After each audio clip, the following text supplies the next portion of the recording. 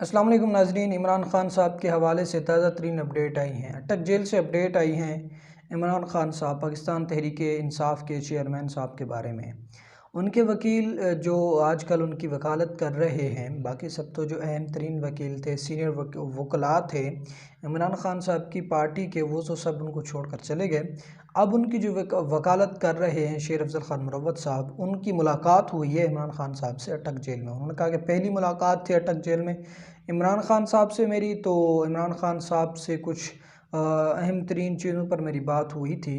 خان صاحب ایک تو جیل انتظامیہ کی جو رویہ ہے اور ان کی طرف سے جو دیا جانے والا کھانا ہے اس سے بہت مطمئن دکھائی دیے، اور اس کے علاوہ جو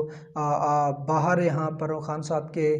داڑھی کے حوالے سے باتیں چل رہی تھیں کہ خان صاحب کی داڑھی بڑھ گئی ہے اور سارا کچھ، تو اب انہوں نے داڑھی بھی شیو کرا لی ہے۔ اب ان کی داڑھی نہیں ہے، پہلے کی طرح ہی وہ جیسے شیو کرتے تھے اب ویسے ہی انہوں نے داڑھی شیو کر لی ہے۔ اس کے ساتھ ساتھ خان صاحب ایک بات پر کافی غصے میں نظر آ رہے تھے، وہ بات یہ تھی کہ کچھ لوگ جو ان سے پہلے ملاقات کر چکے تھے، انہوں نے پاکستان تحریک انصاف کے سابق رہنما، پاکستان تحریک انصاف کے دور میں وزیر دفاع غالباً رہ چکے ہیں، وفاقی وزیر کا عہدہ ان کے پاس تھا، پرویز خٹک صاحب، ان کے حوالے سے انہوں نے بتایا، ان کی پریس کانفرنس جو انہوں نے کی تھی، جو عمران خان صاحب پر کچھ الزامات انہوں نے لگائے تھے 9 مئی کے حوالے سے بھی،